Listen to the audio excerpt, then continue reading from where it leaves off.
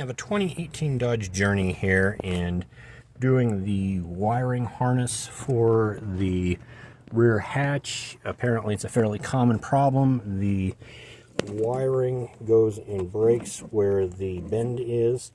It is possible to take it out and repair it and do all that, but the harness is available. This is a new one from the dealer. It was a little over $200. It's going to vary place to place price-wise, but for what it is, when there's multiple wires, almost to 10 wires broken, it's a little bit better to do a harness if you can. There is 3 connectors that'll plug in right here. There's a white, a green, and blue there, so not super hard to get through, but the biggest challenge is routing the wiring from here, and there's a grommet here, grommet into here as far as that goes. And this is at least updated one time on it. The old one had the number on the old one is going to be a Adam George at the end on it, and this one here is an Adam Henry at the end. So been at least one revision on it, so going to get to go together here and see. The primary concern was the backup camera wasn't working, so going to get it together and see what it does.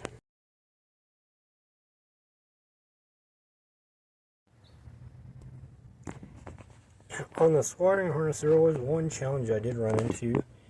The wiring for the light on it, this is on the very end, so that comes out without too much of an issue. This one is as you're fishing it through.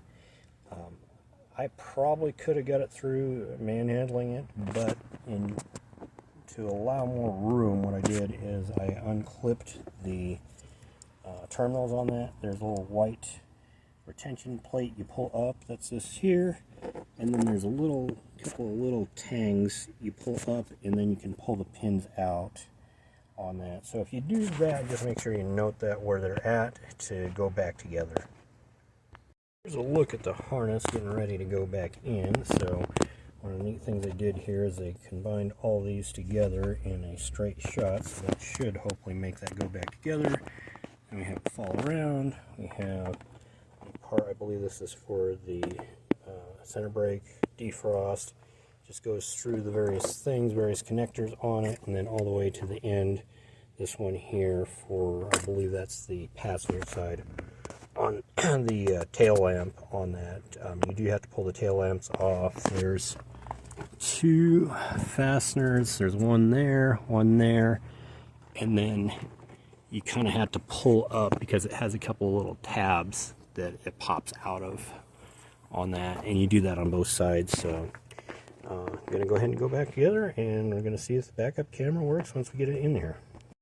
Alright, this was one of the more challenging connectors to get out. Now I did get it out with this tang on it, but I'm showing this here, so it's much easier if you can release it.